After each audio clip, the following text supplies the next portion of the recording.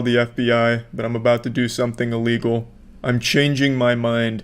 You see, 22 months ago I posted a video called The Worst YouTuber, and in this video I discussed a man named NNA Productions who I believed at the time was the worst YouTuber on the platform. At least when strictly speaking about content. I mean, there's people on this platform that make videos advocating for bleach enemas, so there's definitely worse people on the platform, but I meant strictly looking at it from a content perspective. I believed he was pumping out nothing but straight painful hemorrhoids for the viewer to look at. I no longer stand by that opinion. I'm going to share with you the story of NNA Productions, a story of shame, horror, tears, and redemption. Before getting into this, I feel I unfortunately need to remind people not to fucking harass people I make videos about, so please stop doing that shit. Let me start by sharing my video from 22 months ago when I first discovered and covered his channel. Now, he makes the same video every time. Every video is exactly the same, and I'm not using that as an exaggeration like, oh, he pumps out the same type of content. He makes the exact same video every single time, just with one detail changed. He says the exact same things verbatim in every single video, regardless of what the video's title is. He does the exact same things. It's all so incredibly formulaic, and nothing changes from video to video, except the very end where he changes the scare. Now, this is very important because at the time when I made that video, NNA Productions had been copy and pasting the exact same videos over and over again. The man was just fucking copying his own homework and farming views off the YouTube Kids app. Now, when I say copy and pasting, it's not like he was actually just reusing clips. He would do all of this shit from scratch, but do it the exact same way. It was kind of impressive to not get bored doing that constantly, but also equally disgusting. Now, I'm happy to say 22 months later, he is still doing the exact same shit with no change whatsoever. It is so fucking incredible. What was once his Achilles heel has now become his saving grace. It is wrapped around from being the worst YouTuber to the strongest, most persistent YouTuber I've ever seen in my life. This man has been attacked by tons of YouTubers. He made a video doing this shit for Etika's death. Terrible, despicable, shameless garbage. And not even the backlash from that was enough to have him go back to the drawing board and reevaluate his formula. He kept doing the same thing, the same video every time. He's like a robot who's been programmed to only make one thing, and no matter how hard he tries, he cannot defy his destiny, his purpose, his creation. He's like a record player that's constantly skipping on the same beat, forced to do this perpetual song and dance without any variations because he can't. He is the Derek Zoolander of YouTubers. He only has one look, one piece of content that he has been milking the fuck out of for 3 years, but not even successfully milking it because there's nothing left. It has gone well beyond dry. It's been dead for fucking 3 years now, but he is still going. It'd be like trying to milk your grandmother's ass, but all you're getting is these dusty fucking farts in your face. You know, you had this once plentiful source of calcium, but now all you're getting is this foul Methodist of what once was. It doesn't exactly work with the grandmother analogy, but you get the idea. It's fucking, the well has run dry. He is still using a fucking fidget spinner in his video. It's incredible. This man is the definition of insanity. So much so that I think even he's aware of it. He has Jared Leto's Joker tattoos on his body. Remember Jared Leto from the worst superhero movie ever, Suicide Squad? He had the worst Joker of all time. He had the ha-ha-has on his body. Yeah, NNA Productions has those ha-ha-ha tattoos on him in reference to the Joker. It's crazy to me. He's the embodiment of chaos. Well, no, he's the exact opposite. He's the embodiment of routine, but not a good routine. So, I'm getting carried away. Let's just dive in. Let's take a look at his channel right now. As you can see, it is remarkably similar to how it was 22 months ago when I first checked on it, which was incredibly similar to how it was a year before that. It is remarkable. He is still using the exact same thumbnails, the exact same formula, everything. Same titles, still doing 3 a.m. challenges for whatever trendy mobile game scare is going around the elementary schools. I just can't believe it. This is why I'm so impressed. Common sense would dictate at some point the human psyche can only handle so much of the exact same thing day after day, because he does this almost 7 days a week. So he is constantly doing the exact same thing, constantly editing the exact same thing. I don't know how he can handle it. If I spin this fidget spinner on this mini mouse, or just on this mini mouse for 5 seconds, you guys have to smash the like button. Dear guys, let's do this. 3, 2, 1, let's do this. 1, 2. And here's his most recent video 22 months later. Let's see if we can spot any differences here. Spoiler alert, you won't spot any differences here. Guys, if I spin this fidget spinner on one of these little gumballs. For 5 seconds, you guys have to smash that like button. Yeah, guys, let's do this. Come on. 3, 2, 1, let's go. 1, 2, 3, 4, 5. Boom, night, guys, have to smash the like button. Wanna join my free gift cards giveaway? Subscribe to my channel, like the video, and turn notifications on. And finally, tell me on the comment section that you subscribe. Boom, night, guys, have to smash that like button right now. Wanna join my free gift cards giveaway?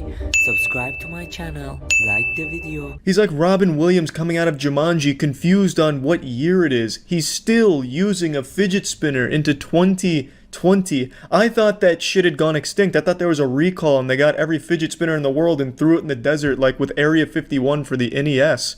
It is incredible to me. He's like caught in a time vortex. It is, I mean this in sincerity, it is actually impressive to me that at no point throughout the last 3 years he has decided to make even the smallest or most subtle of changes. And he is still doing the gift card giveaway scam, which is an actual felony. You can't pretend to give away shit without actually giving away shit.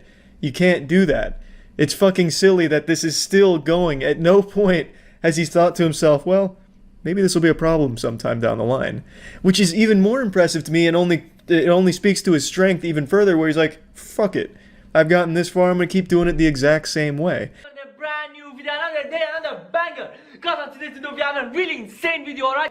For those who don't know who's Minnie Mouse, I'll put the picture right over here, guys. Look at this. So this is Minnie Mouse, alright, guys? It's a girl version of Mickey Mouse, alright, guys? I know everyone knows who's Mickey Mouse, and I think everyone knows who's Minnie Mouse, the girl version of Mickey Mouse. Back to another brand new video, another day, another banger. So guys, on tonight's video, we have a really insane video, alright, guys? And it's about the ice cream man and the scary teacher together, alright, guys? That's what actually happens, alright, guys? For those who doesn't know who's the scary teacher, boom, this is the scary teacher, alright, guys? The scary teacher. She doesn't look that scary to me. I could probably FaceTime her at 3 a.m. without having like a sodden apocalypse in my trousers about it.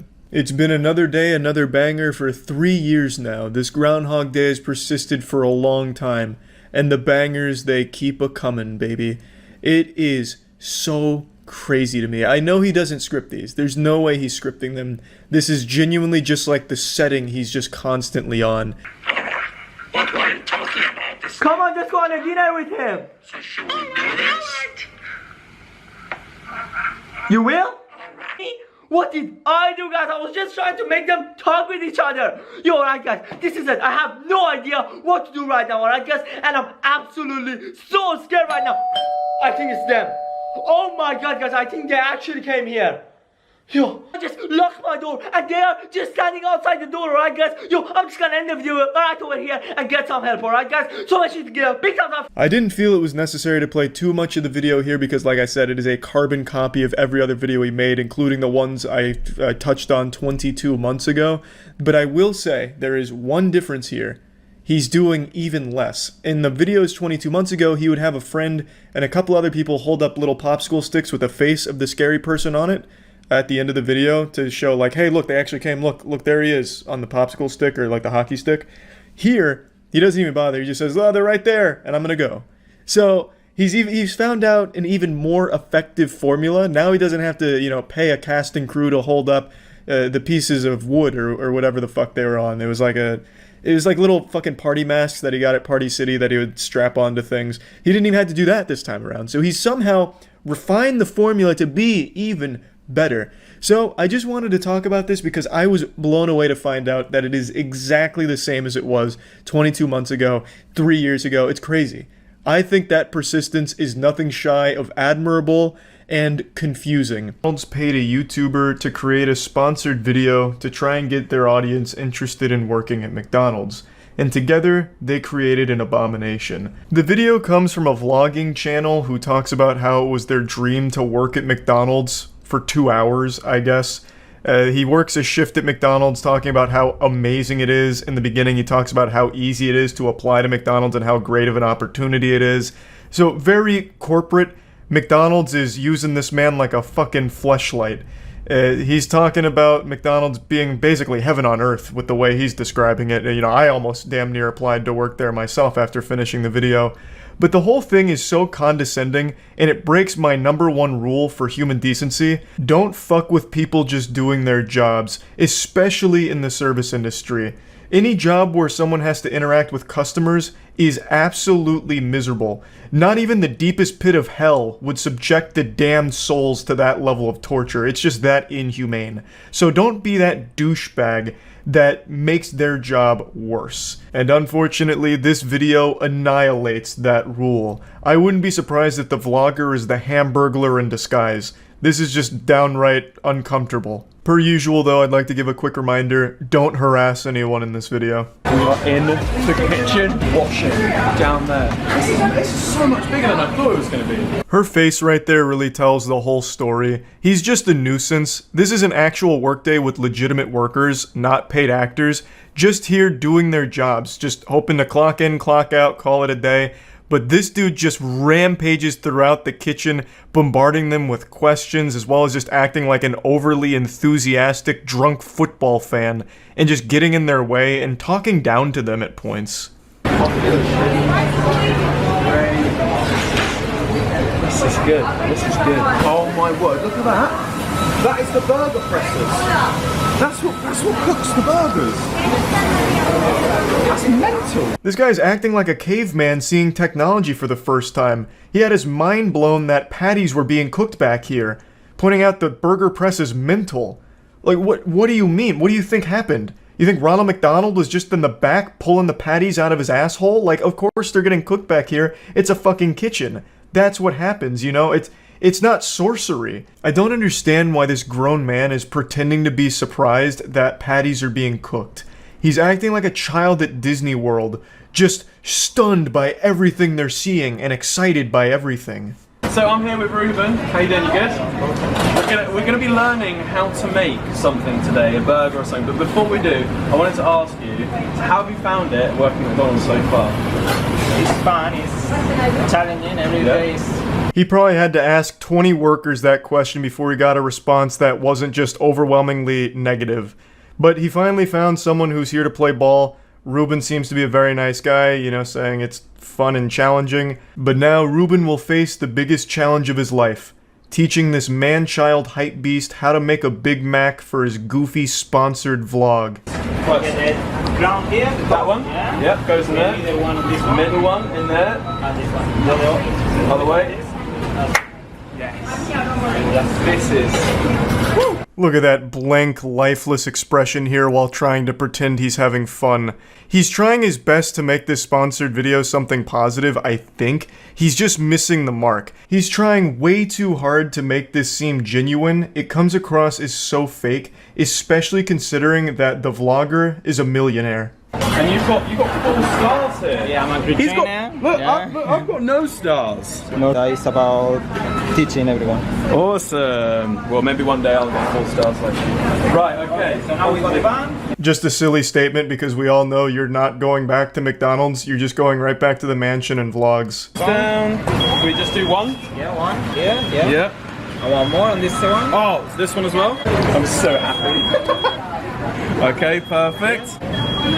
I've made my very own Big Mac. Successful order out. Yes. This whole video reminds me of that feeling when you get a Christmas present that you really didn't want, but it came from a family member and they're sitting right there watching you open it, so then you're obligated to pretend that you're excited about it and happy, like, oh wow, Meemaw, thank you so much! I really wanted a shake weight for Christmas. This is awesome, fuck yeah! That's this video. He's just like, for some reason, so over the top happy about everything, even though it's pretty see-through that he doesn't care. It's just a sponsored post. But bless Ruben's heart, because this guy seems like such a great guy.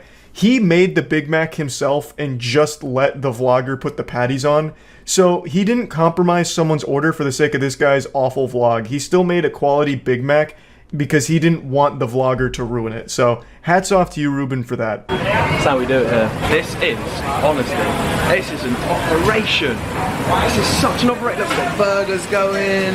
This is just mental. I never ever thought it was like this. Like, never. I'm really impressed though. I'm really, really impressed. Like, you gotta be on the ball on the ball here. What do you mean? What do you think was happening at McDonald's? This shouldn't come as a surprise. You can see the kitchen from the counter when you're placing an order inside.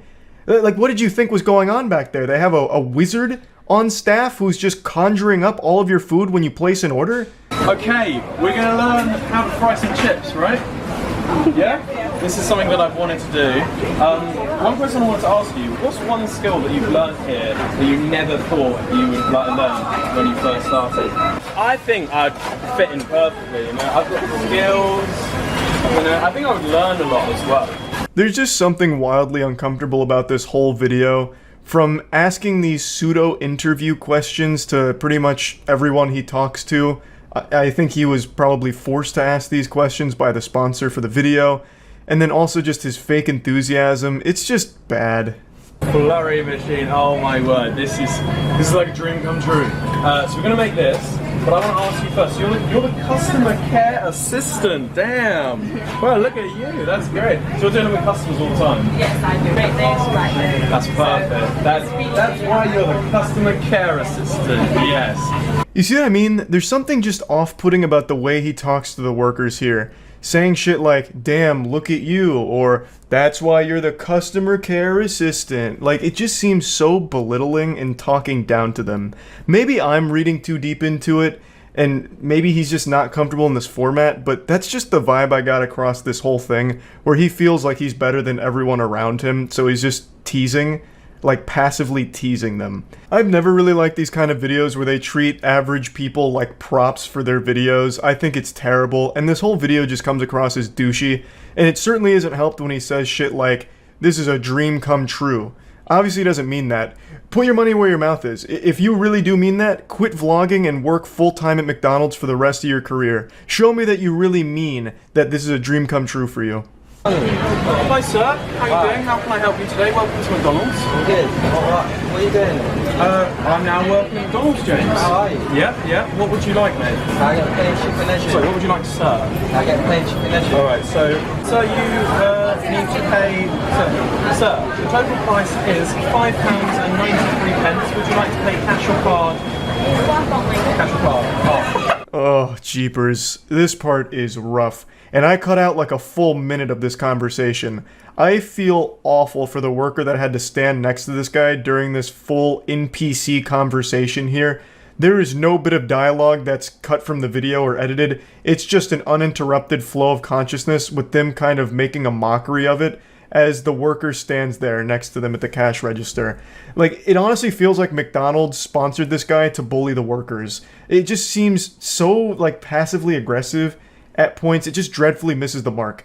McDonald's sponsored a clown to go to the facility to make the workers' day a little worse for 2 hours. Pretty well. I did pretty well. So we're working at McDonald's. What have you learned? Have you learned a lot about money management because you're on the tills? Yeah, definitely. But mostly confidence. Confidence. Yeah, that's a really big one. important. So you're a lot more confident when customers come up. You can greet them. You can say hello. You can have a Make those conversation. conversations so they remember the whole experience of McDonald's. This is a cry for help if I've ever seen one. This is a blink twice if you're being held hostage kind of situation. That response does not seem real. It seems like they fed her that for the video. I don't think anyone that has ever worked at McDonald's has anything positive to say about customer experience. That is without a doubt the worst part of the job, I'd imagine, having to talk to entitled assholes that go into McDonald's, because that seems to be a common occurrence. Of every public fight video that exists online, every single one of them, I would argue 98% happen at a McDonald's. Like, you either go to McDonald's for food or to fight. So I find it very hard to believe that she speaks highly of being able to interact with the customers. I'm very good. I've had an amazing afternoon working here at McDonald's today. How do you think I got on? Pretty good.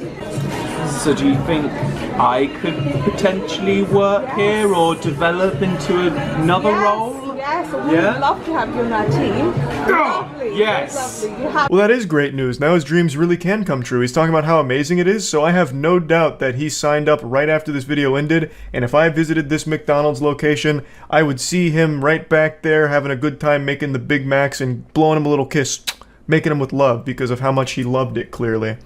I cut out a lot of this video because a lot of it was just him interacting with his cameraman or his friend at the cash register for a painfully long time, and then another uncomfortable pseudo interview, but I'll let him take it out here. Amazing shift. I worked with the best team ever over here. They're so hard working, and I genuinely didn't realise how much of a big operation it is behind me. I thought, you know, it's kind of flipping the odd burger here and there, you know, doing fries, but I've learned so many incredible skills from just being here for the day. I didn't cut out any of the work he did because he didn't do any. He didn't do shit. He did 3 things. He put 2 patties on a Big Mac that Ruben made, and he dunked some fries into the deep fat fryer and called it a day. Oh, actually, and he also made a McFlurry, kind of, but it was really the person next to him that made it, and he just held it. I can't imagine anyone enjoyed having him around. It wasn't exactly like a really pleasant experience for them, I don't think. I can't imagine they wanted to go into work that day and be like interviewed or have some hype beast running around yelling and screaming about how exciting everything is, even though it's very clear it's just an act for the camera. So I just thought this was probably the worst sponsored video I've ever seen and just wanted to share it with all of you. A depressing rabbit hole of weird family vlog YouTube channels. Not that that's its own category, because every family vlog channel on YouTube I think is weird. And I just want to talk about it today. It's been bothering me for the last couple days, and I'm just going to pop the zit here for a little relief, just to talk about it. I think family vlog channels is super creepy. I think it really hurts your whole family, especially because all of these family vlog channels focus on their kids mainly. So I genuinely can't wrap my head around growing up with a camera in my face every single day throughout my entire developing years. It has to be horrible. It just feels so fake, so forced, and it feels like there's nothing private in these kids' lives anymore. It's just completely open for strangers to watch them grow up. And it's even like these strangers are helping to raise your kids. It's like this awful parasocial relationship with creepy people on YouTube in the comments watching and judging your parenting and your kids. It's fucking terrifying. Like, I remember one time when I was 8 years old, I got naked and put my wiener on a pile of dirty laundry and then pissed all over it. If I did that today, well, not today as like a 27-year-old man, I'd just go to jail. But if I did that today, like if I was 8 years old and I did that, that'd probably be like a fucking million view family vlog video right there. That'd just be like the thumbnail, like, my son did what to our laundry?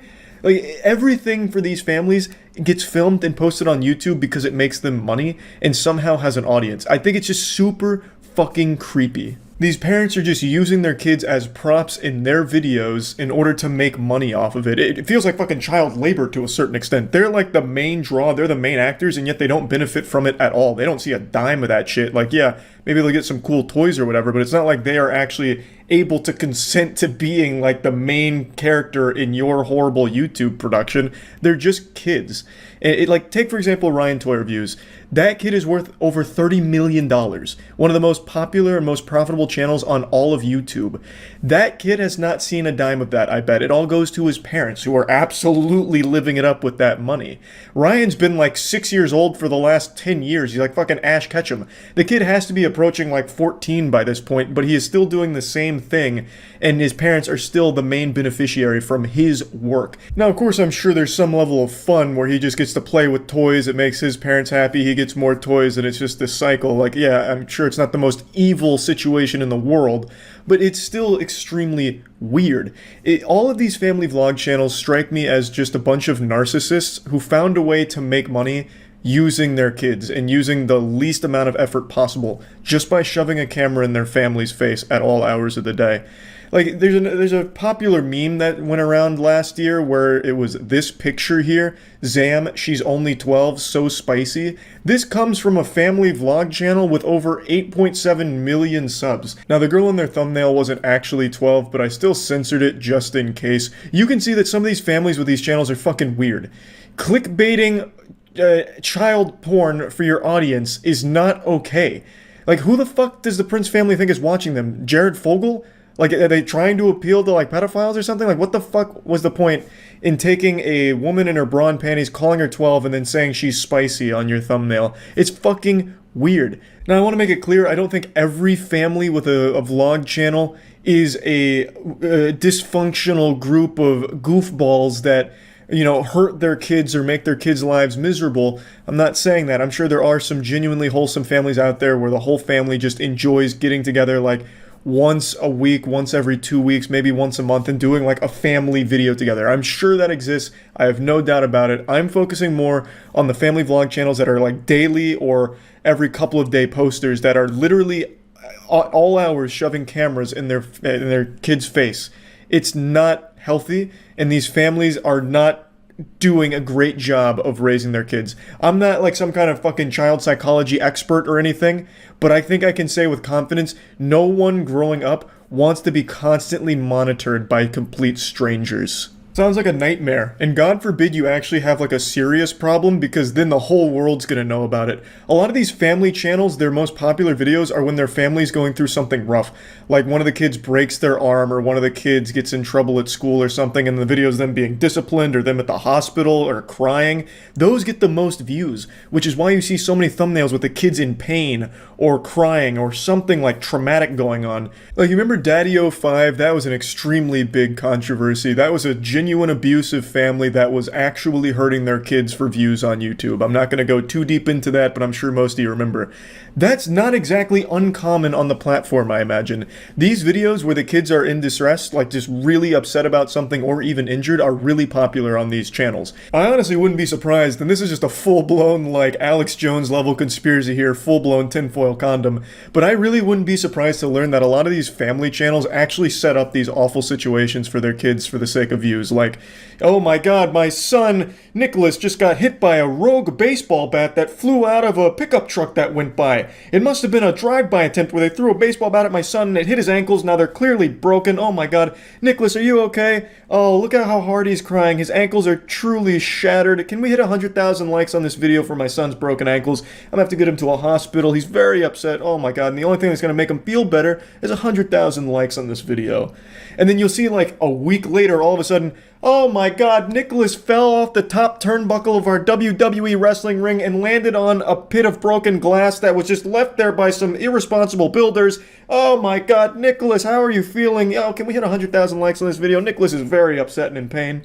It's so sick. Really, just search any family vlog channel on YouTube and some of the most recent videos are probably going to be exactly what I'm talking about. Like here, this is the Prince family. 6 days ago, Grandpa gives kids a whooping. And then right before that, back to back, DJ almost drowns in the swimming pool.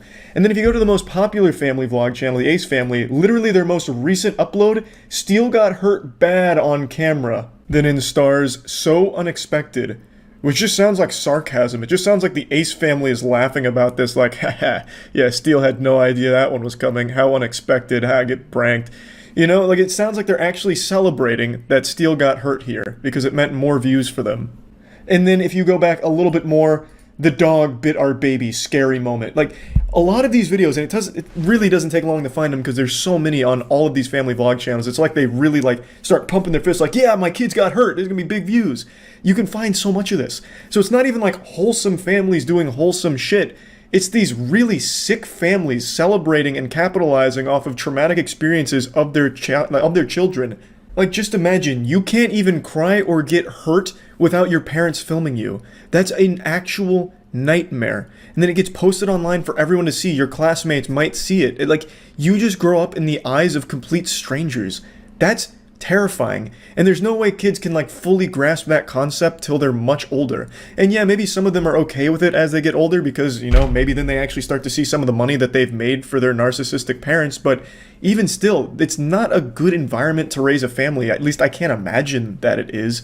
It's so weird. And the audience is even creepier to me because the audience is two groups. It's little kids and old parents. Parents that their kids have already grown up and moved out of the house, so now they live vicariously through these YouTube families, and little kids who just see these other kids getting toys and attention that they might not be getting in their situation. So both of these groups, I think, are in very sad places for different reasons. Kids that come from broken households that get glued to this content because they're watching these kids live the life they wish they could. And then you have parents that are well past their prime, whose kids most likely don't live with them anymore, don't talk to them anymore, whatever. they watch these family vlog channels and get attached to them and try and like raise their kids through the YouTube comments. Scrolling down into the comments section on a family vlog video is more sad than watching an ASPCA commercial. It is depressing. You'll see a lot of the commenters, at least on the channels that don't have comments disabled, you'll see a lot of the commenters are older women who their motherly instinct kicks in. So like on the Steel Got Hurt video, you'll see a lot of them be like, oh my god, my reflexes kicked in and I grabbed my hydrogen peroxide and poured it on my keyboard hoping to help Steel. Oh my god, oh my god, thank you for helping him. I got so concerned there for a moment. You'll see how attached they get. They, as a viewer, feel like they become part of that family because now that they're older, they don't have, like, a real kid to take care of or anything, so they're settling for the next best thing, which is living this fantasy where they're somehow helping the Ace family raise their kids or helping in their lives somehow. And then from that, you'll see a lot of these older women feel entitled to know everything that's going on with the family, which is why you have a lot of these family vlog channels make videos that get way too personal and share way too much about themselves as parents and their kids. Like, I've seen a bunch of these family vlog channels where they're like the couples going through like a lot of issues, and they share all of them with their audience because the audience demands it. And it's like they're never satisfied. They need to know every single detail. They just become so unhealthily attached to what they see on these family vlogs. So yeah, anyway, that's about it. I just wanted to talk about it. I hate family vlog channels, but I understand they're not going anywhere and they're probably only going to grow in popularity. I just wanted to at least talk about this since I had been thinking about it for the last couple days. Did that just send you into a fight or flight response? Yeah, I bet it did. That's a name you probably haven't heard in many moons now. The Island Boys have had a huge fall off. Very few people even remember them. I completely forgot they existed until a clip surfaced of one of them doing a 20 women versus one island boy, and he was just getting brutally cooked, absolutely roasted. It wasn't like a dating thing, it was more just 20 women line up to insult this guy to his face, but he is so unbelievably stupid, he can't even understand half of the insults. It's cinema. And I have to share it with all of you. In today's video, we got 20 women versus one island boy. This intro had me giggling hard. I was hooked immediately. 20 women versus one island boy. And the guy's just awkwardly sitting there doing this. That kind of thing. Oh, man. I knew I was in for a good time watching this. Alright, what's up? Listen, I'm the island boy. I'm here with this girl. What's your name? Annie. Annie. I'm gonna rate you 8. I didn't think it was possible to have this low of a charisma stat. This guy can very barely get words out of his mouth. And he looks like he is like spamming idle animations on a Mortal Kombat character select screen just to stay somewhat lucid. Because it looks like if he stopped moving for more than like 3 seconds, like stopped swaying, his whole body would shut off. It looks like he is perpetually on the verge of passing out. Like his brain has to work so hard just to get a few neurons to fire to do the bare minimum of human sentience. It's unlike anything I've ever seen before. Oh, she's an A. Why you give her just an A, bro? I don't know. Are you Asian? Yeah. You're Asian? Mm-hmm. Like fully Asian? I'm half Vietnamese. I don't know, because I heard Asian girls have like bad. Oh, really? Yeah. Who told you that? I f***ed the Asian girl before. Oh, it's not me though. It's not you? Mm-mm. Okay. What am I supposed to do with her? Yes? So how you feel? You said swipe right? Yeah. Swipe right's good. Nice! Look at the way the island boy handles business here. Smooth talking, silver tongued Casanova. Are you Asian? I heard Asian girls have something pussy, I think is what he said. And then she said, okay, where'd you hear that? And he just goes, I fucked an Asian girl. So you heard it from yourself. I also don't think he fucked an Asian girl, by the way. I think he was trying to look cool. It's incredible how just even through the computer screen, I'm getting dry. Like, it's making me, like, shrivel up into myself. I can only imagine what it's like to be in the same room as this kind of vermin. Like, it's like a dementor of vibes. He comes in, he just sucks out all good vibes and leaves nothing but awkward cringe in its wake. Swipe right. Look, right eye, so she good. Okay. Man, what the? You have nothing to say? What? Do you have a fake chain or something? How can someone be this observably dumb? He is an actual imbecile.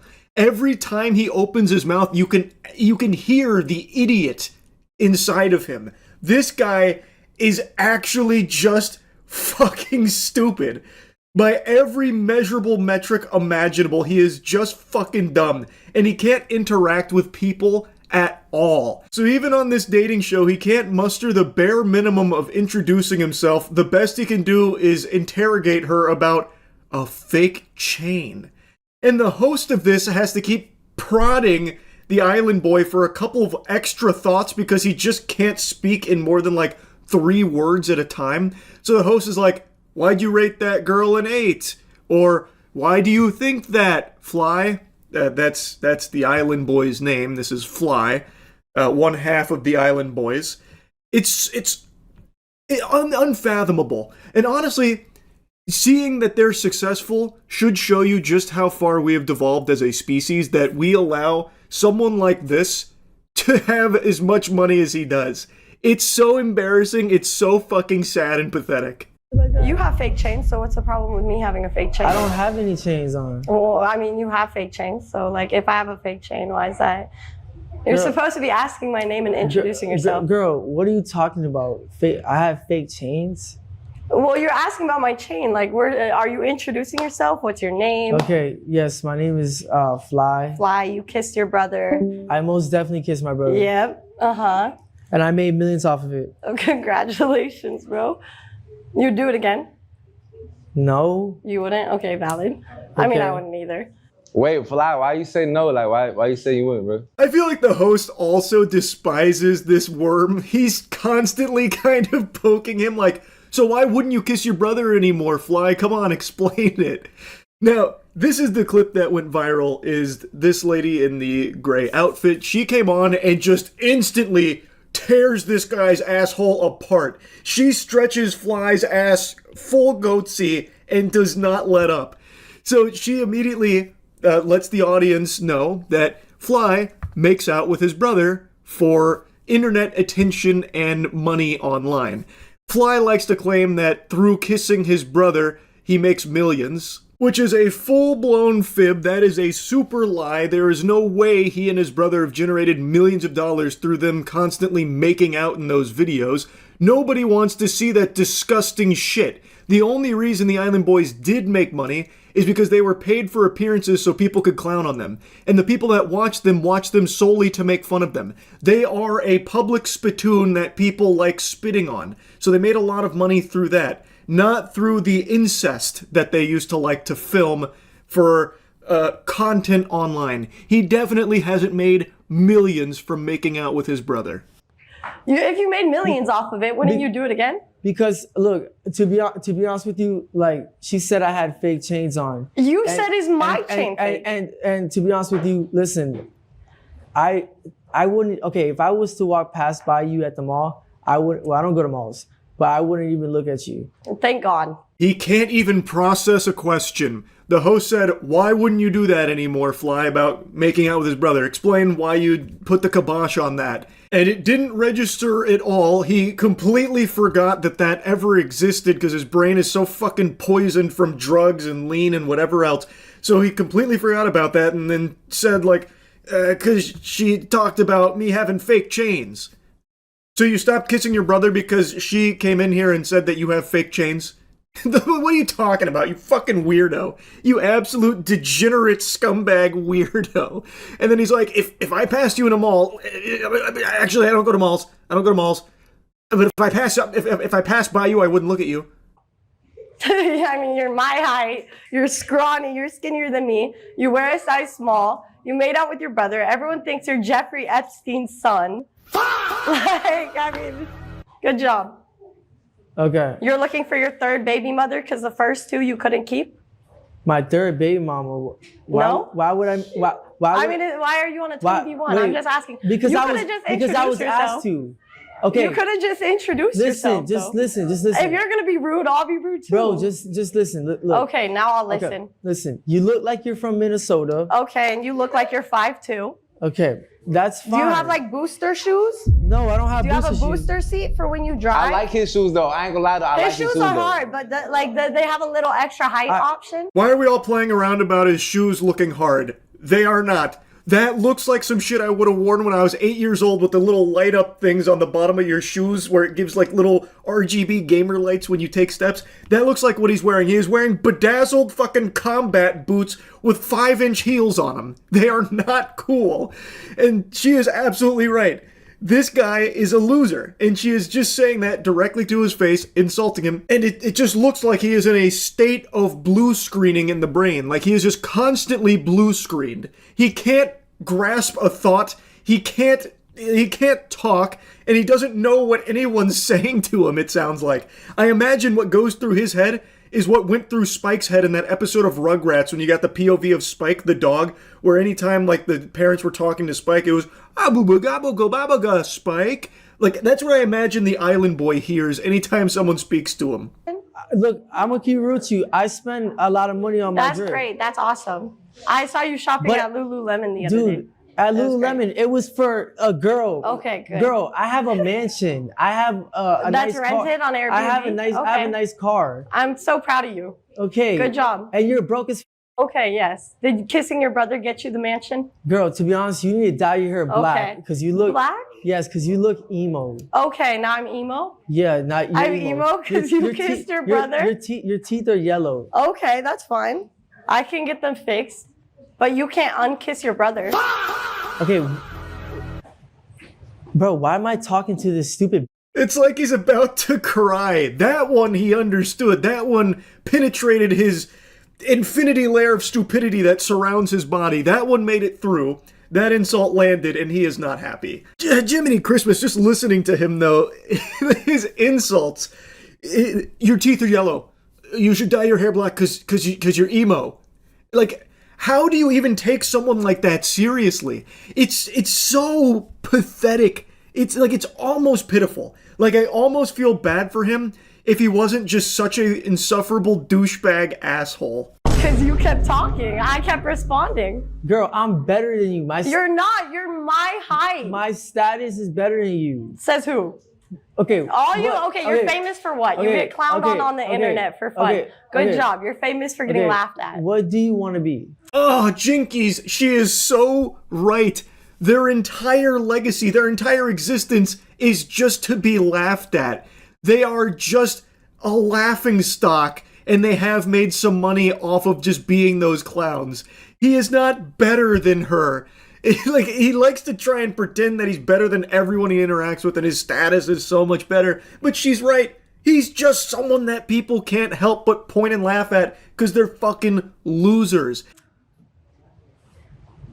Sienna, what do you want to be when you grow up? I don't know. But when I grow up, I don't want to make out with my brother, and I want to keep my husband. I don't want to have 3 baby mamas. Watch, now she gets stuck. I didn't get stuck. I just responded. What car do you drive? Why does it matter what car I drive? I'm a woman. You're a man. So why are you bag checking me? Can you not compete with a man? Do you feel like insecure competing with men? No, to be honest with you, okay. I do this all the time. Oh, you compete with girls all the time? I know. You argue with women a lot on the internet. Brutal. Just absolutely brutal. She is just spanking him over and over and over again. And anytime Fly tries to get any sentence out, he keeps stumbling over his words and just bumbling them. So then the host steps in to try and, like, steer it a little more, but even the host then just starts sarcastically making fun of Fly too, and Fly is too fucking dumb to recognize that everyone in this facility is insulting him and making fun of him, laughing at him. Hold on, I think we're getting confused. Sienna, look, listen. Nice to meet you, though. Just by looking at Fly, if you had to rate him 1 through 10, what would you rate him? Listen, to be honest with you, is your brother taller? He's my twin. So no, they're both short. I don't know. He's like a 4.5. You know, his personality brings it down. Sienna, he got some drip on though. You know the drip. Cool. The outfit is cool. He's but the drippy. personality Bro, brings I don't it give down. a about my I'm outfit. so glad. I don't, to be honest with you. So now the host and Sienna are kind of just like bonding here over talking about Fly and also talking over him too, because I feel like no one wants to hear him get these fucking words out that he's struggling through. So now they're just talking over him and about him and laughing at him. What went wrong, bro? What happened? Bro, to be honest with you, if this was to go viral, it's because of me. And to be honest with you, You ain't like her? no, she's a fan. No. Wait, hold on, Flash. Let her at least step up to the plate right quick. The host has me laughing, man. I gotta be honest. He's like, okay, Fly, so what went wrong there? What's crazy is the host had to step in to even like have a conversation through Fly because he is completely incapable of talking to human beings. So the host was really the one talking with Sienna. And then, you know, he eventually breaks down and gets her to get out of there, you know, tells her scram. And then everyone, you can literally hear everyone in the studio laughing at the island boy. So now he's pouting. So now he's like crouched over, really upset, and he's got a little tantrum going on. So the next girl that steps up, he just instantly says, "No, get out of here, no." Immediately no? Is it because she made you mad, or is it like genuinely like no, just immediately? Immediately no, to be honest with you. Can I ask why? She calls him out on it too, like, is it just because you're mad? Because of what happened there, where you just got absolutely fucking smacked down there like it was WWE? Is that what's going on here? He's like, no, it's just immediately no. I just immediately no. Because I don't You gotta introduce yourself. I don't think he's ever had like some nice chocolate in his life. Like, you know what I'm saying? He done experienced the white, the Hispanic. Fly, what you know about chocolate, bro? I fucked a black girl before, and to be honest with you, she just played NBA YoungBoy, and she just. I don't even listen to that. I don't listen to most rapper trap music. My name's Mila, by the way. Okay. I also don't like your name. He's such a fucking loser. It's crazy. Like you could not write or create a bigger loser of a character in a show, right? Like a cartoon couldn't make someone this pathetic. It goes against conventional wisdom that he exists in the current state that he does. He is shockingly pathetic.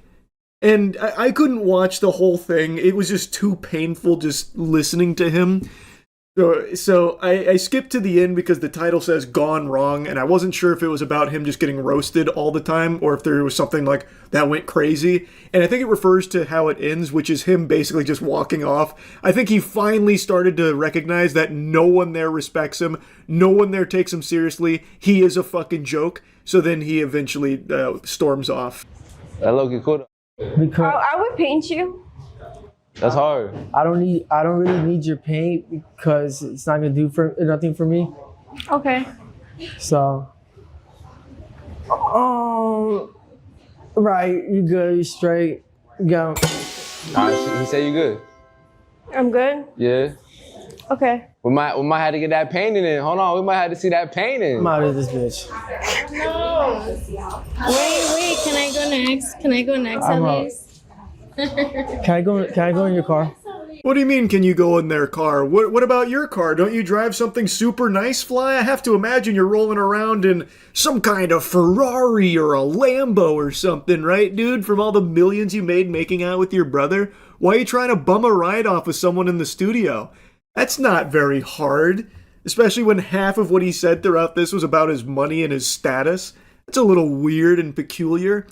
But yeah, that's kind of where it ends. It then just goes on to like behind the scenes shots of him just like waddling his way around and people laughing at him. It's yeah, I mean that's kind of the whole 20v1 there on the island boy.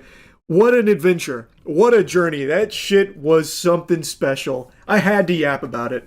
Stupidest shit on the internet to the point where it's almost insulting when you see them. Just dumb bullshit like, if you have to fart and it's not an appropriate place, hold it in. Or super pro tip life hack turbo mode ultras life hack.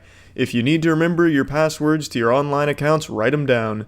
But I found a channel on YouTube that makes every other life hack look genuinely useful. It's an account called Mr. Gear, who releases some of the most psychotic, dumb, unbelievably fucking ridiculous contraptions that he considers life hacks. So let's go ahead and take a look inside the mind of a lunatic here.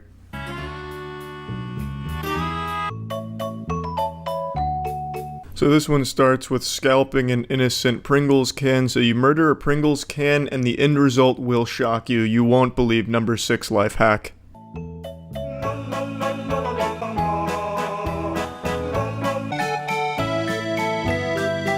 Bravo, Mr. Gear, a real MacGyver over here. The world's most repulsive pencil holder and or cup, depending on how you'd like to use it.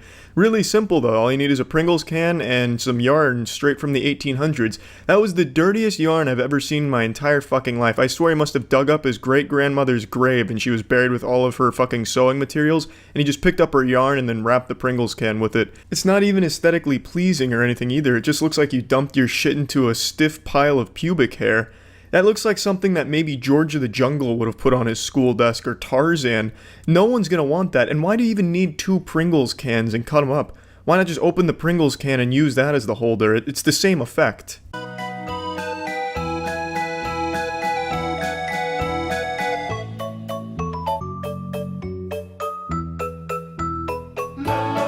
I guess this is a good solution if you've decapitated your toothbrush but still want to use the head, but I don't know why you'd go through the extra steps of hot gluing it to an eraserless pencil when you can just go to the store and buy a brand new one for 4 cents.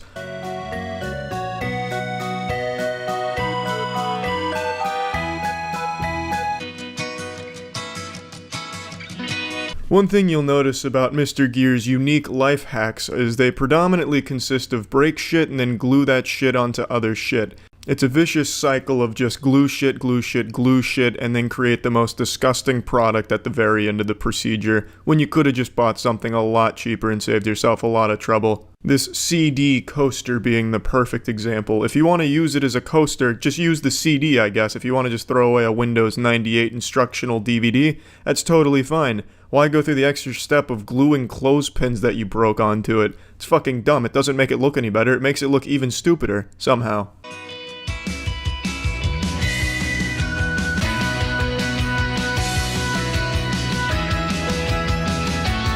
Yeah, that looks like a good writing utensil, a straw with the fucking pin. I just don't understand, Mr. Gear. You're 10 steps above human intelligence here. You're existing on another plane that corporeal existence just doesn't quite reach yet. This man is a goddamn genius.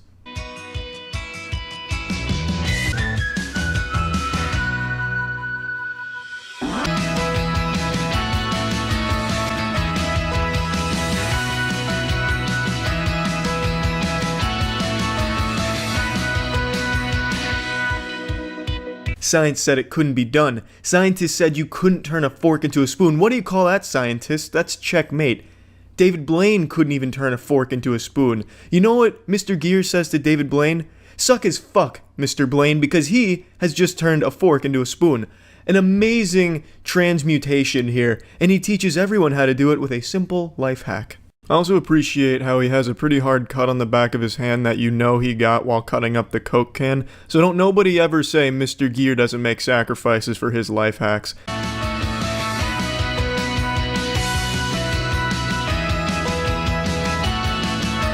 There's a question that's never been asked by a single human being throughout all of history. I don't think anyone gives a shit on how to protect their marker. It's not like there needs to be marker insurance. Shit! I've just been burglarized and they broke all of my markers. Luckily, I'm covered. And even if he means protecting the marker from drying out if you lose the cap, who gives a fuck? Just get another marker. Marker lives don't matter that much. I don't think there's a huge movement to fund research for breakthrough scientific discoveries to increase the lifespan of a marker.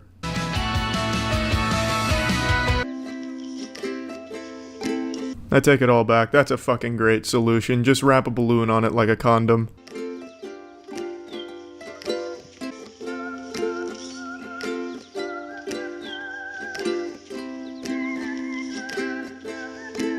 Now, is this hack that really greased up my shit stain and confused me, because I was under the impression that these life hacks were aimed at kids just to give them something fun to do, but they really can't be, because he doesn't use kid-friendly tools. He uses box cutters, razor blades, and now a fucking blowtorch. I'm sure the next tool he's gonna break out is a goddamn circular saw or something.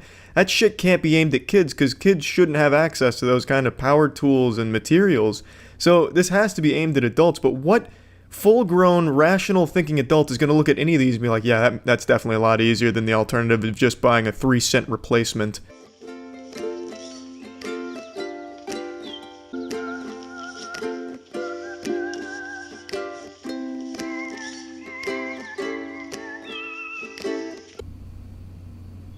If there is a single living, breathing human being that watched that and unironically thought to themselves, Eureka! Finally, the answer to all of my prayers, the solution to my sleeping problems where it's too bright to sleep. I've found it with the Coke bottle paperclip mask. Damn, too bright for sleeping? Why not just turn off the light? If that's too much trouble, why not get a face mask? Why would you ever make that right there? If there's a single person, though, that unironically made this, I will genuinely shit my pants, take off the shitted pants, and then eat the shitted pants. Because I don't believe a single person out there, no matter how mentally unwell, would look at that and think that's what I need in my life. Thank you, Mr. Gear.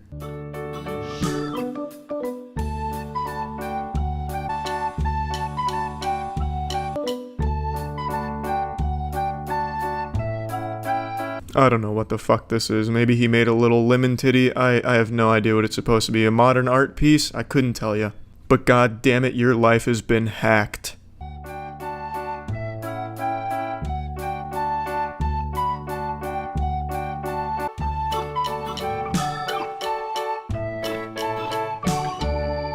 Through the miracle of cold fusion and hot glue, Mr. Gears created the world's most inefficient eraser.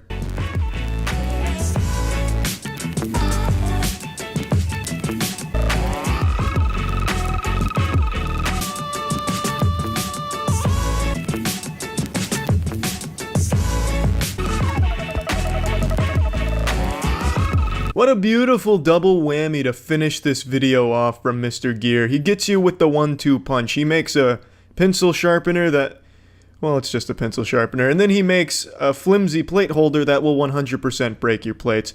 Your life has been fucking changed. Thank you, Mr. Gear. I'll make sure to do all of these. Never. But god damn it, those are some real creative shit-ass life. YouTube group made an announcement, and it did not go over well. They ended up getting dunked on more than a Fisher-Price basketball hoop. It is the YouTube channel Watcher, as they announced their subscription-based paywalled content strategy going forward. It is really interesting. So, for those that don't know, this is a very popular YouTube group called Watcher. They make very well produced content. I was unfamiliar with this channel until today with this news, but I was familiar with their work previously, like before they were Watcher. But they've been crushing it, clearly. Almost 3 million subs, every video getting like 1 million views pretty much. It's all very high quality content. So then today, they posted this video, Goodbye YouTube. And it's like a really heartfelt video about what YouTube means to them, and it's very dramatic. You know, it's saying things like, if this is my last time on YouTube, what a fucking ride it's been. It's like the end to a 1990s action movie. YouTube, you son of a bitch, we had a good ride. That kind of thing, as they sail off into the sunset. But what they're actually doing is they're moving to their own subscription-based website.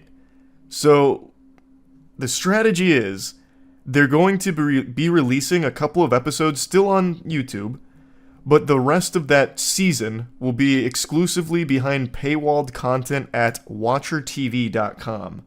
The video is getting absolutely bombarded with dislikes, and a lot of people have soured their impression of this group, regardless of what they decide to do going forward, even if they do backtrack this decision.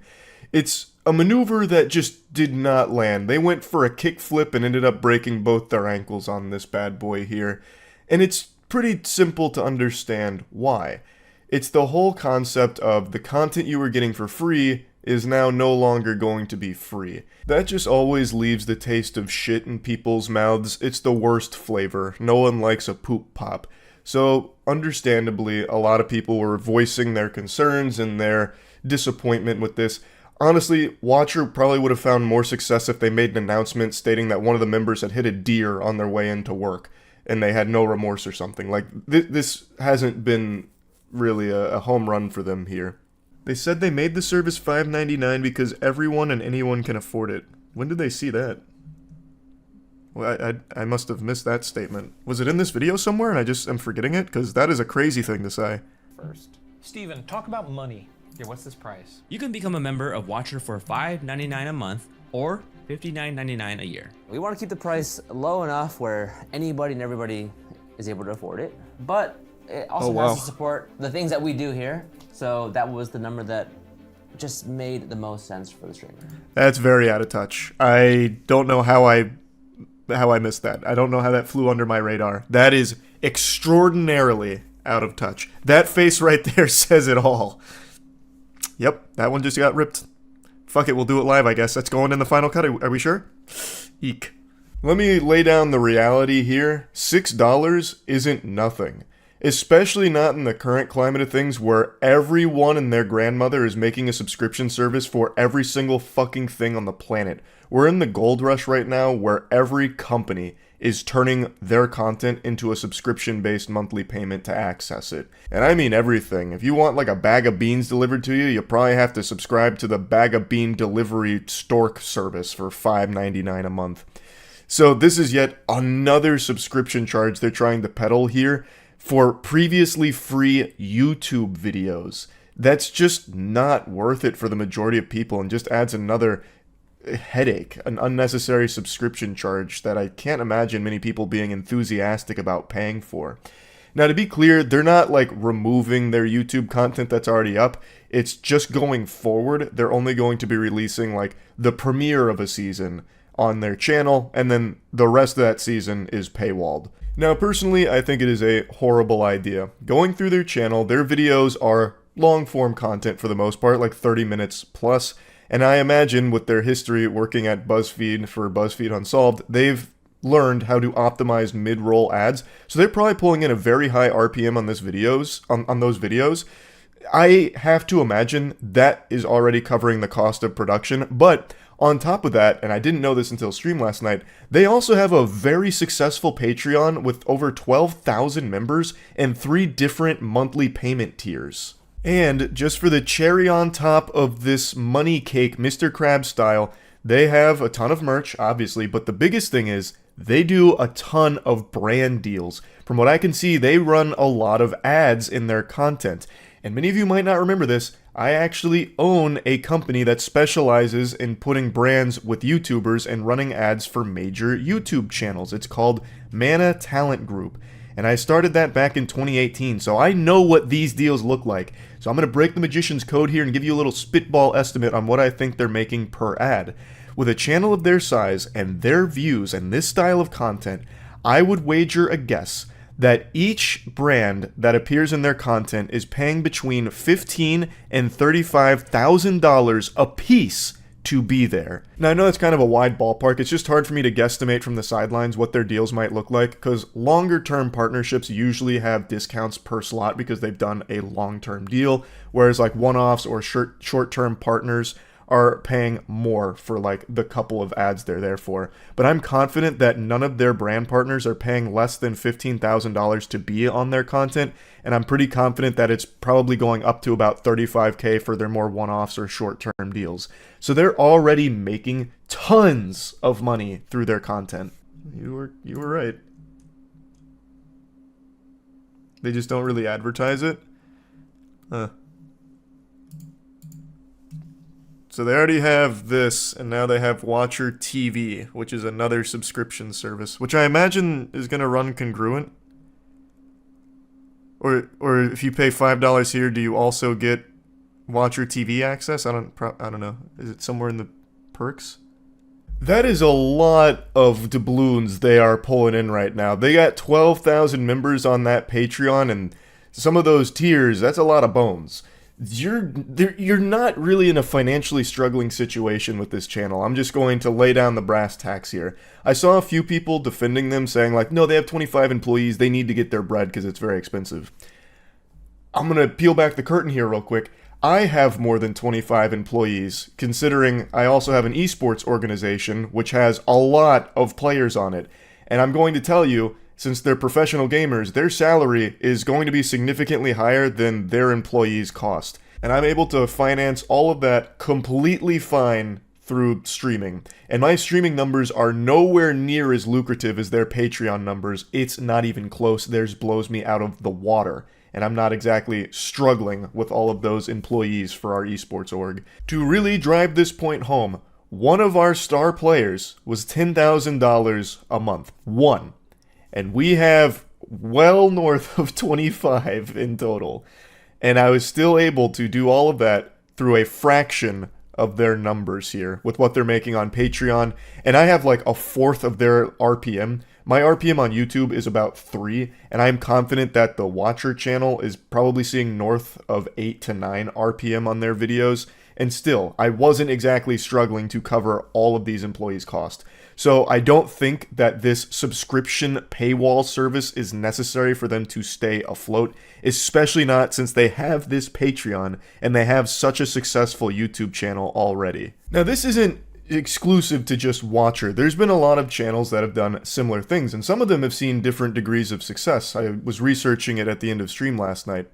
However, all of the examples I can find of YouTube groups making their own third-party platforms where you can subscribe for exclusive content, that's a little different because they're not taking what was already free from that channel and putting it behind a paywall. They're adding like behind-the-scenes stuff, brand new shows, things like that, exclusive to that subscription tier on that third-party website. And for a couple of them, I saw that their third-party website was free with ads, and you had the option of subscribing for a monthly fee, whereas Watcher TV is only the $6 a month subscription fee, or the $60 a year.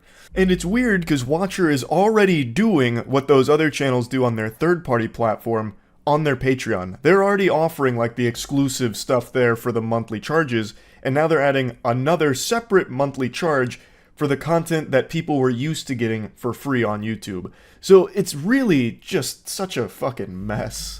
Now, of course, there's no telling if this is going to be a successful venture for them. It certainly doesn't look like it based on the reception here and all the tomatoes that are getting tossed at them. But with an audience of their size, they don't need a large portion of them to sign up at $5.99 a month to make it viable. They don't need a large number of conversion here, and I think they know that. But I really think that they're going to be surprised with how little will likely sign up here, because it is expensive. That's not nothing. They framed it like $6 a month is affordable to everyone. What? We all have $6 lying around. You guys don't have phones? You got $6. Like, they make it sound like it's basically nothing, when it's not. That's a lot, especially on top of every other subscription that people have in their daily lives. But I just really think it's a pretty dumb idea. This is going to completely kill their growth as a brand. It's going to be a very hard sell to people that don't know the Watcher why they should be willing to pay $5.99 a month to watch YouTube videos. Like, that's just not an easy thing to sell to people. It only come from a very loyal fan base that's already hooked on their content in this audience they built on YouTube, which they're now abandoning. So they're not really going to be bringing in new people, I don't think. Even with dropping like the premiere video on their channel, I think that's just going to frustrate people more. Like, oh, I really want to watch the rest of this.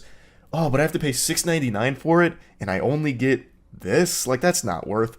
It just, to me, doesn't seem like it's going to be a good long-term plan. But I could be totally wrong. Who knows? Maybe people are, like, elated and can't wait to pay for more streaming services. I think that blows ass. I'm so tired of streaming services popping up all over the place like a fucking plague. It's like Hydra, cut off one head and 2 more streaming services take its place. And now we're seeing it for YouTubers? Like, that's not exciting. Point blank, I just do not like it. I do not like Green Eggs and Ham. I do not like it, Sam I Am. Watcher TV, what a sham. I understand why some other YouTube channels have third-party places where they can pay for more content, but they're paying for more content on top of what they're already getting on YouTube. So, like, I know Ross Creations has one, which apparently people really like the way he does it. I know Sidemen have Sidemen Plus, and it seems like people like that as well. And from what I can tell, that's just giving you, like, the very loyal, like, ferocious fans more of what you already like. So you're getting, like, behind-the-scenes stuff, you're getting exclusive content that is totally separate from the content that they're already getting on the primary platform. Whereas with Watcher, that's not the case. You're losing what you're used to, and that's it. You now have to access it through $6 a month to get that same content. It just doesn't feel good. Especially because they already have a Patreon. Like, they were already doing the standard, which people don't mind, and I don't think there's anything wrong with, where, you know, your audience pays the Patreon monthly fee or whatever, and they just get more content from you guys. The behind the scenes, the podcast, the special edition stuff, the sneak peeks, whatever.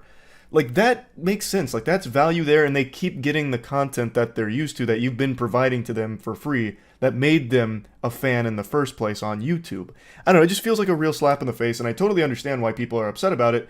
I don't like it either. And I hope this isn't the direction a lot of YouTubers decide to go down in the future.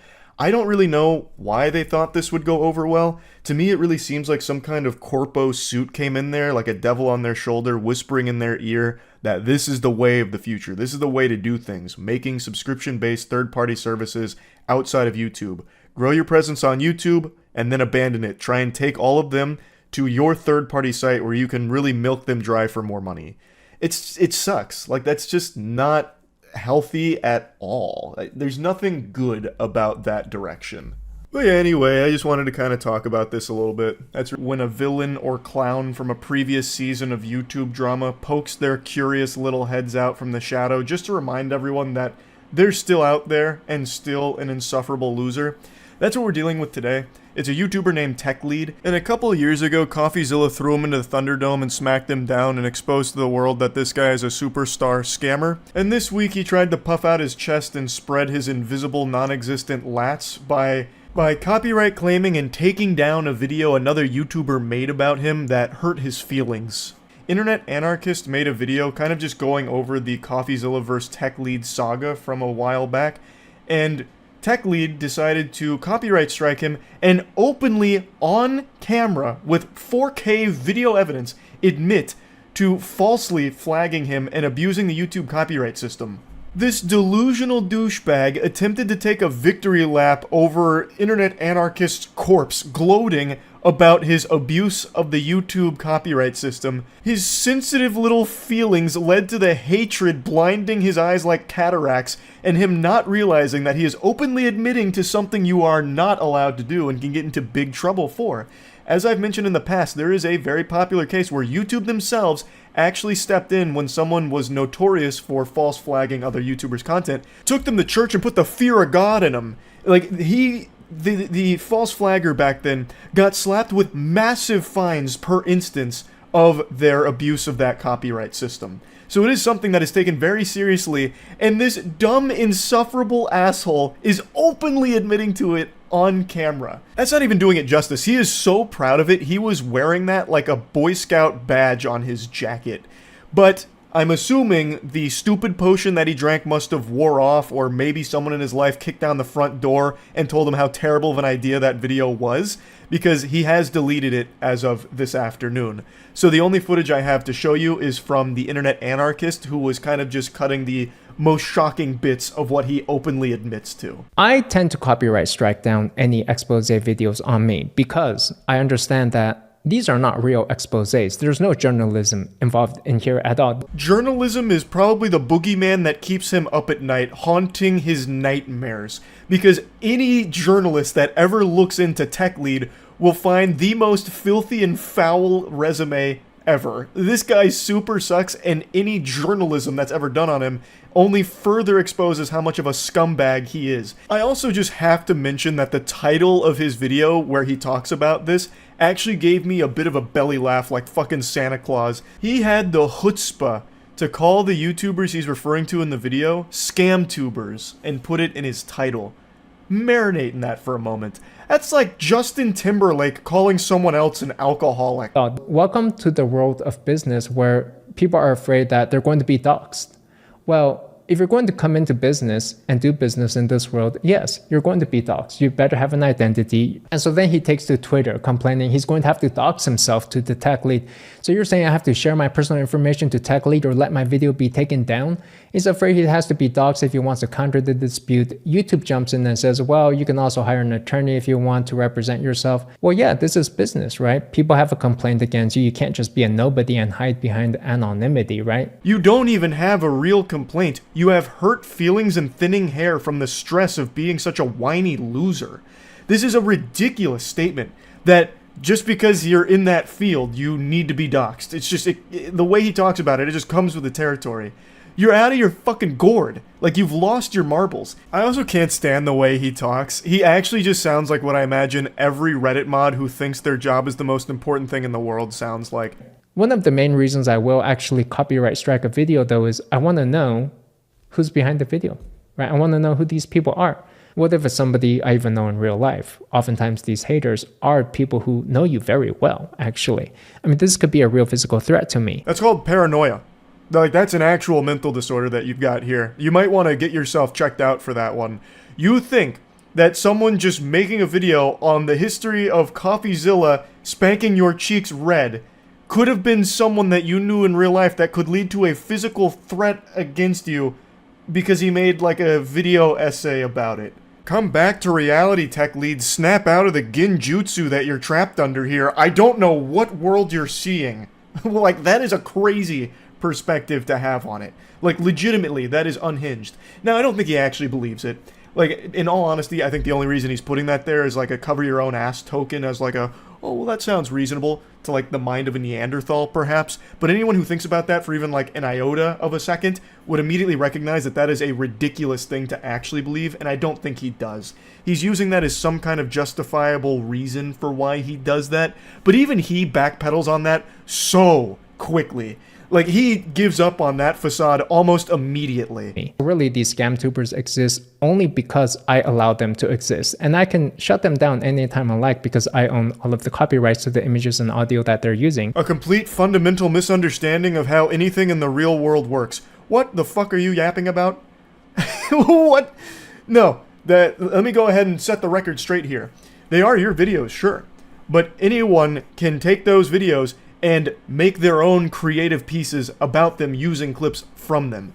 That has been argued in court 100 times at least, and every single time it is always ruled that that is completely okay to do, fair use, as long as they're not taking your entire video and using it, or doing nothing transformative with it, then they have the legal right to do so. They can take your video and highlight moments from it. Talk about moments from it, the same way I'm doing right here to throw tomatoes at you. What I'm doing isn't journalism. I'm just spitting on you and making fun of you for the absolute clown that you are. And I can do that, and there's not shit you can do about it legally. You're more than welcome to try. I will 100% use every single resource available to the entire legal firm that we have at our agency, Mana, which I am an owner of, to absolutely take you to court and embarrass you if you want to go that route.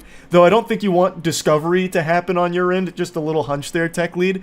But the point is, you're just completely wrong. Like this little supervillain monologue you're giving, like pinky to the mouth like Dr. Evil. They exist because I allow them to. Like your dumb little fucking speech has no teeth to it because it's completely fucking wrong. I will issue these copyright strikes on these new YouTuber, scamtuber videos.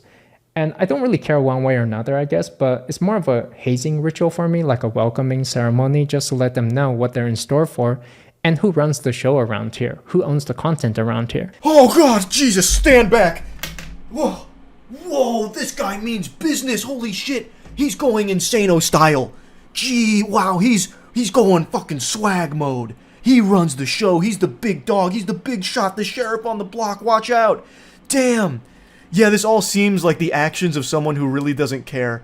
Whining in a YouTube video about why you're falsely copyright striking other YouTubers, and then openly admitting that it's not even legitimate. It's a hazing ritual for you, a welcoming ceremony. That's the lamest shit I've ever heard. I have no doubt that you got wedgies growing up, and now this is your way of taking some of that power back. That's what I feel with this shit. So this is my welcoming ceremony. What happens next in these copyright strike cases is typically we go into court proceedings where I have 30 days to file a legal action, which typically I'm not going to waste anybody's time doing. This is really just my welcoming ceremony, hazing ceremony for people. And so the video will probably be back up after a while. Now, regarding these copyright claims, the truth is, I don't really care.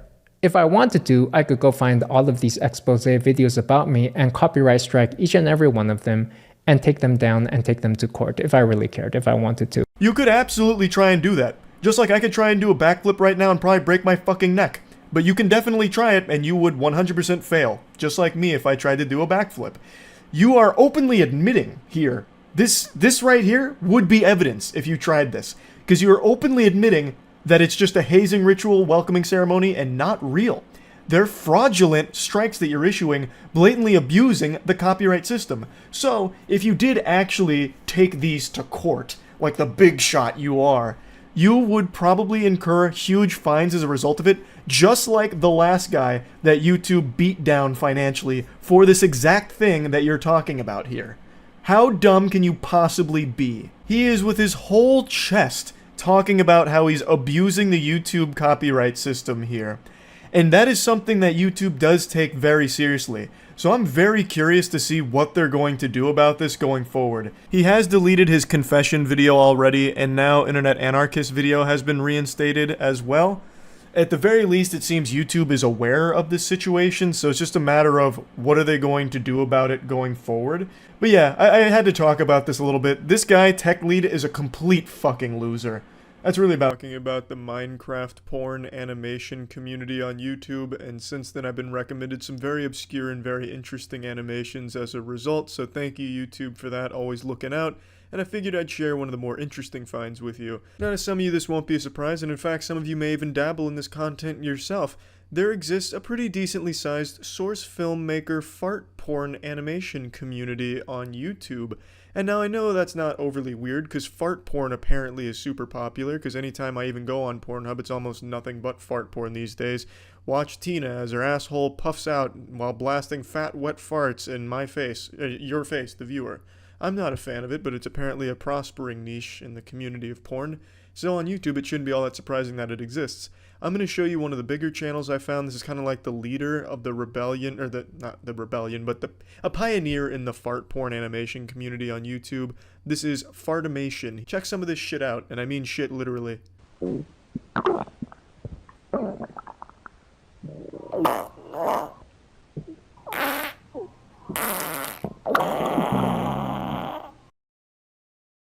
A pretty powerful start, no doubt, but I have to say, if someone's waking me up by farting in my face, I'm getting up angry. That's a bad day. That's starting off the day on the wrong foot. Meanwhile, the Trix Rabbit wakes up and thinks he's being issued a challenge, like, oh, are these the only farts you can muster for me? It's like you're not even trying.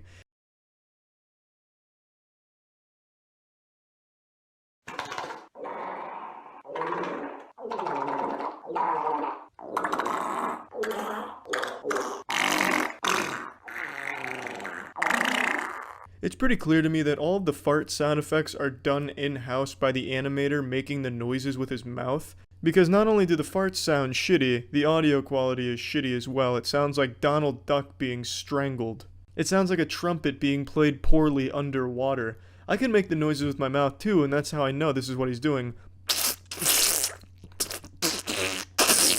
I know, pretty impressive sound of diarrhea farts. Pixar, sign me up for a role with voice acting, I'm telling you. But I have to wonder why he didn't just use stock sound effects of farts on the internet. It would have sounded far better.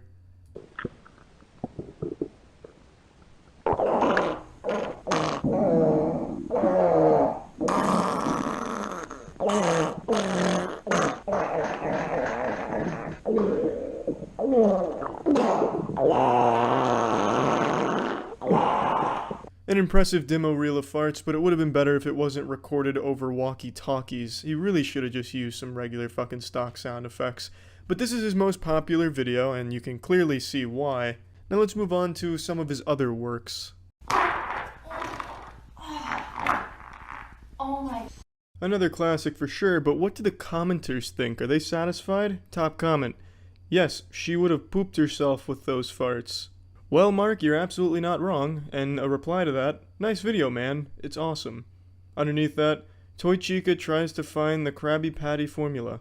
I don't really understand what he means by that, because it's a video of her farting, and that's about it. I don't remember Mr. Krabs hiding the secret formula up his asshole or anything that he needed to blast it out, but maybe I'm just not familiar with the Five Nights at Freddy lore.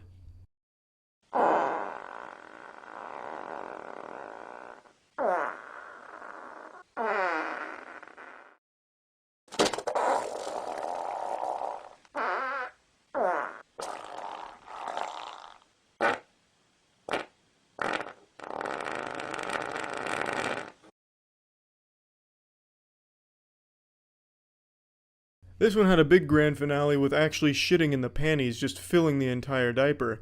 However, it didn't really look like it was panties being pushed to their breaking point with poop. It looked more like a hemorrhoid forming or an anus prolapsing, or even like filling a fucking water balloon down there. It didn't really look like filled panties. All the panties should have moved back. I think it was a little lazy on the animation side, but then Mangle asks you if you're full now. And obviously the answer is going to be yes, you've probably lost your appetite, or if you're into this fetish, you're definitely sailing full mast, I get it. But I'm particularly fascinated with this last line, now go before the others see you, as if you're in some type of time crunch that you need to quickly jerk off and then hide the evidence, as if someone would be so shameless they'd be watching Five Nights at Freddy's fart porn animations on YouTube, like they're at work and they had to get this off their, drain their nuts watching this before their boss comes and sees them. I highly doubt anyone's watching this content outside of their own masturbatorium with the lights off.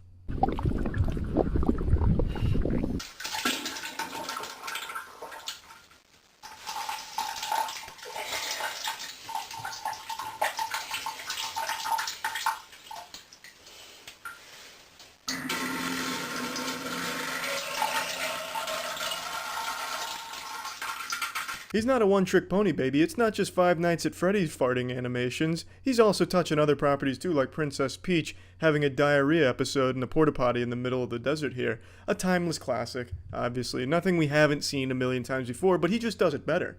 I mean, just listen to those sound effects. It's like he recorded himself taking a piss and is trying to pass it off as diarrhea, but you're not fooling me. I know the sound of pee-pee very well. That was pee-pee. Until, of course, he added the little grudge sound effect in there. That kind of changed up the tempo a bit. But you get what I'm saying. There's a prospering fart porn source filmmaker community on YouTube, and it's fascinating and disturbing as well. But to each their own, I suppose.